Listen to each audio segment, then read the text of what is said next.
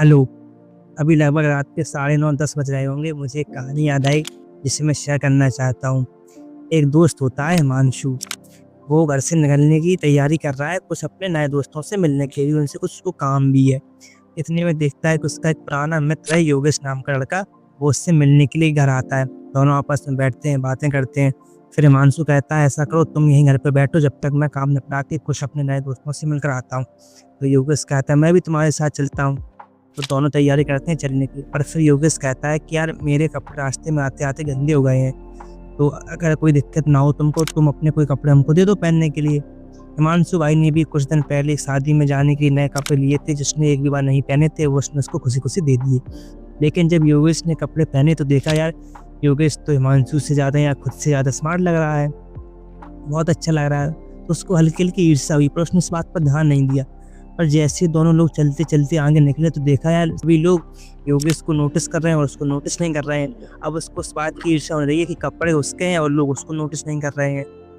तो फिर वो खुद को समझाता है कि यार ये मैं क्या कर रहा हूँ, मैं तो एक अच्छा इंसान हूँ, एक अच्छा दोस्त हूँ, मुझे तो खुशी होनी चाहिए कि मेरा इतना पुराना दोस्त मुझसे मिलने आया है, कि मैं क्या ये कपड़े लेकर अपने दिमाग में बातें बना रहा हूँ। और मज़ाक की बात ये है जितना वो तक खुद को समझाने के लिए दिलाता, अंदर ही अंदर उसके मन में ईर्ष्या और बढ़ रही थी धीरे-धीरे। ऐसी बातें करते-करते वो अपने एक नए दोस्त से के पास पहुँचते हैं और एक दूसरे का परिचय कराते हैं। परिचय ऐसे कराया जाता है कि इनसे मिलिए, ये हमारे मित्र हैं योगेश, ये हमारे बचपन के बहुत ही प्रिय मित्र और हमसे आज ये मिलने आए हैं और इन्होंने जो कपड़े पहन रखे हैं वो मेरे हैं। अब बड़ी आश्चर्य की बात क्या है, ऐसे कौन परिचय कराता है अपने दोस्त का? तीनों लोग परेशान हो गए। फिर बातचीत हुई उनकी और वो दोनों लोग घर से बाहर आ गए। फिर योगेश ने पूछा भाई ये कैसा परिचय कराया तुमने? हिमांशु तो खुद भी परेशान किया, इतना बेकार तो वो खुद को नहीं समझता था, पर ये हुआ क्या आज? तो उसने क्षमा याचना की, दोस्ती से कहा कि यार गलती हो गई, पता नहीं कैसे निकल गया मुँह से। तो फिर योगेश ने कहा यार भाई धोखे से ऐसे कुछ भी नहीं निकल जाता, निकलता वही है जो हृदय में पहले से हो। आपने कभी सुना किसी व्यक्ति को इंग्लिश भाषा नहीं आती और अचानक उसके मुँह से इंग्लिश में लाइन निकलने लगी या पर्शियन बोलने लगा, वो आपके हृदय में जो होगा वही तो बाहर आ पाएगा ना भाई मुँह से। फिर उसने क्षमा मांगी, उसने माफ़ भी कर दिया, फिर एक नए दोस्त से मिलने चले गए। अब रास्ते में उसने सोचा कि इस बार ऐसी गलती नहीं करूँगा, मैं अपने बचपन का दोस्त क्यों खो रहा हूँ इसी पागलपन में। जब उन्होंने नए दोस्त से परिचय कराया तो फिर इस बार बोल दिया कि इनसे मिलो, ये हमारे दोस्त हैं योगेश और इन्होंने जो कपड़े पहन रखे हैं वो इन्हीं के हैं, वो मेरे नहीं हैं। फिर तीन लोग परेशान कि ये क्या बात हुई बोलने की, ये क्या ज़रूरत थी इस बात को बोलने की। हिमांशु भाई को भी समझ में नहीं आया कि हो क्या रहा है, मैं ऐसा परिचय बार-बार क्यों करा रहा हूँ, मैं ऐसा क्यों बोल रहा हूँ अपने दोस्त के लिए और सिर्फ़ कपड़ों के पीछे, वो भी कपड़े इतना महत्व कब से रखने लगे। फिर उसने अब बाहर आकर माफ़ी माँगी और योगेश भाई को भी समझ में नहीं आया कि हो क्या रहा है। अब इस बार हिमांशु भाई ने कस्में खाई, प्रॉमिसेस किए कि इस बार मैं ऐसी कोई गलती नहीं करूँगा, मैं ऐसा परिचय नहीं कराऊँगा, ये पता नहीं मेरे मुँह से क्यों बार-बार निकल रहा है। अब रास्ते भर वो खुद को और सप्रेस करता रहा कि मैं क्या कर रहा हूँ, मैं तो खुद को अच्छा इंसान समझता था। तीसरे दोस्त के पास पहुँचता है क्योंकि दिमाग में तो वही बार-बार चल रहा है, तो इंट्रोडक्शन ऐसे कराता है, इनसे मिलो, ये हमारे दोस्त हैं योगेश और इन्होंने जो कपड़े पहन रखे हैं मैं इसके बारे में कुछ नहीं बोलूँगा, मैंने कसम खाई है ना बोलने। फिर योगेश भाई अपने घर चला गया और हिमांशु भाई को ये बात दिल पे लग गई और इस बात को सोचता रहा कि उसने ऐसा क्यों किया या फिर ऐसा क्यों हुआ। तो उसने ये रियलाइज़ किया कि ये सब हुआ उसके सप्रेशन की वजह से। अगर वो इस बात को एक्सेप्ट कर लेता कि उसके अंदर जलन की ईर्ष्या हो सकती है अपने दोस्त के प्रति, तो सारी सब समस्याएं नहीं होती। अगर ये बात अपने दोस्त से बोल देता कि भाई एकदम नए कपड़े हैं, मैंने आज तक नहीं पहने पर फिर भी मैं तुमको दे रहा हूँ और मुझे हल्का-हल्का दर्द भी हो रहा है इस बात का, और तुम इस कपड़े में स्मार्ट बहुत लग रहे हो और सब लोग तुमको देखेंगे और मुझको कोई नहीं देखेगा।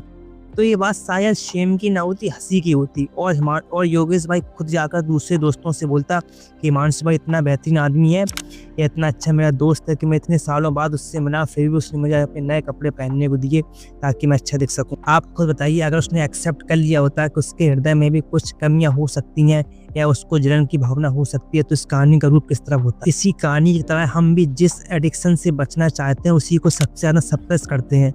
जिन लोगों को स्मोकिंग छोड़नी होती है वो सिगरेट की डिब्बी को तरफ नहीं देखेंगे, उसको फेंक देंगे। जो लोग उस समय स्मोकिंग करते हैं उनसे बात नहीं करेंगे, ये सोचते हुए कि उनको स्मोकिंग करते देखेंगे तो उनको आइरिस उठेंगी। वैसे ही जो लोग पॉर्न एडिक्ट होते हैं वो पॉर्न छोड़ने के लिए कस्में खाते हैं, नोट्स बनाते हैं, डायरी करते हैं, पर एक्सेप्ट नहीं करते कि उन्होंने देखना शुरू क्यों किया था और आज वो किस स्थिति में पहुंच गए उसकी वजह से। यकीन मानो, आप जितना ज़्यादा सप्रेस करोगे आपका दिमाग उसी तरह ज़्यादा जाएगा। वह चीज़ आपके सिर पर चढ़कर बोली। आप फिजिकल स्मोकिंग नहीं, मेंटल स्मोकिंग करोगे, आप मेंटल पॉर्न देखो और आप एक रिग्रेट के बहुत ही गंदे लूप में फंस जाओगे। मैं शायद ये बात कहने के लिए बहुत छोटा हूँ, पर मैं फिर भी बोलूँगा कि ब्रह्मचर्य से ज्ञान या समझ नहीं आती, समझ और ज्ञान से ब्रह्मचर्य आता है। प्रेजेंस से परवर्तन विकृति आती है दिमाग में और वो अपने साथ खुद के लिए घृणा, सेल्फ डाउट, रिग्रेट, शेम ये सब लेकर आते। मैं इसी बात को थोड़ा और एक्सटेंड करूँगा कि जैसे मान लो आपने कोई एग्ज़ाम दिया, आप उसमें असफल नहीं हुए, तो आप ये देखोगे कि असफल क्यों नहीं हुए, उसको एक्सेप्ट करोगे कि आपने कुछ कमी रह गई थी या आपने उतना कंप्लीट प्रिपरेशन नहीं किया, या ये कहोगे कि मैं तो गधा ही हूँ, अब मैं कुछ करके ही दिखा दूंगा, मैं तो दिन रात पढ़ूंगा, मैं खाना छोड़ दूंगा, यही एग्ज़ाम मेरी ज़िंदगी बन जाएगी। ऐसा पागलपन प्रदर्शन तो आप नहीं दिखाओगे ना, और दिखाओगे भी तो या तो सफलता मिल भी जाएगी ना, तो फिर इतनी छोटी सफलता को आप बहुत बड़ा मान लोगे ना, फिर आपको वो अहंकार भी लेकर आ जाएगी आपके साथ कि आपने कस्में खाई थी, प्रॉमिसेस किए थे, तो आपने पूरे कर लिए, फिर आप सबको बताते फिरोगे कि ऐसे करना है, वैसे करना है, ऐसे अचीव किया जा सकता है, आप ऐसे नहीं कर सकते नॉर्मल तरीके से।